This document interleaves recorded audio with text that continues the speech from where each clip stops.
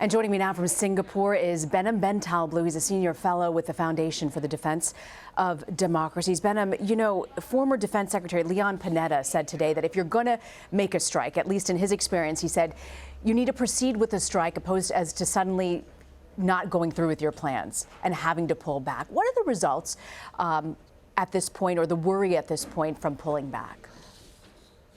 You know, there's two sets of worries here, and great to be with you.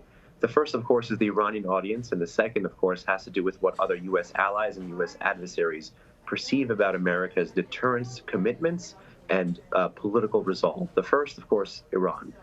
Iran may see this as a move of weakness, like you just said in the previous segment, that the president, it was in fact the inverse of Teddy Roosevelt, which is a narrative that Iran's leaders have been trying to get to stick now for quite some time, that the U.S. now is only capable of speaking loudly and cannot wield a big stick, but is only wielding a small stick. So that's something that Iranian decision makers are going to be gambling on in the future moving ahead, that America will not marry its rhetoric with reality on Iran policy. The second, of course, is what America's allies and adversaries think, that perhaps U.S. adversaries would be more inclined to test American resolve in contested theaters, be it like the South China Sea, Ukraine, or other hotspots where U.S. forces or U.S. interests or even global interests are at stake. So the fact that the president called off the strike just minutes before it was set to happen, could that be seen as strategic, or do you think most people will write this off as indecisive?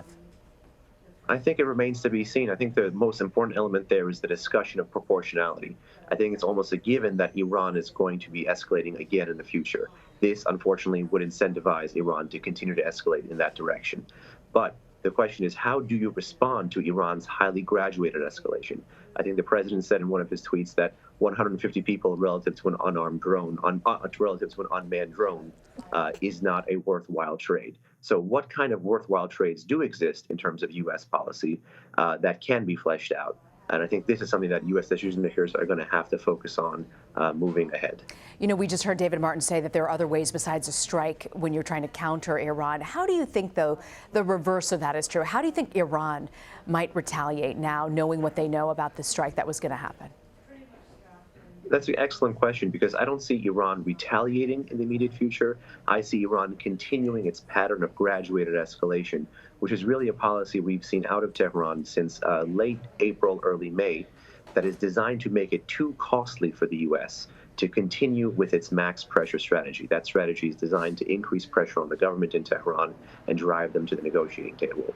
Tehran, by threatening to grow the size of its nuclear program, by escalating in the Gulf, by looking to do rocket attacks, and now by directly going against American forces through targeting and taking down of this drone, is now willing to test American resolve even more. And I think that's going to be a big problem here. So it's not retaliation as much as the continued pattern of bad behavior we're going to see from Iran. And this may get them to continue in that direction even further. And the president called Iran a much weaker nation because of these sanctions. Do you think that these sanctions will actually have a much stronger, lasting impact than a military strike?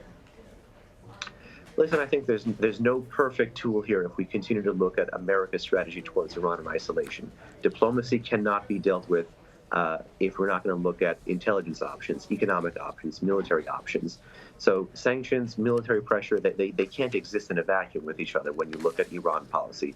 If Iran is correct that the U.S. is only willing to marshal economic force against Tehran, then Washington behooves itself to really grow that economic pain. So I think this is a discussion American policymakers have to have about what level of risk will they entertain with Iran, and where there are some safer places where they can push back, perhaps even with kinetic force if necessary. Behnam Ben Taleblu, thank you very much for joining us from Singapore. My pleasure. Thank you.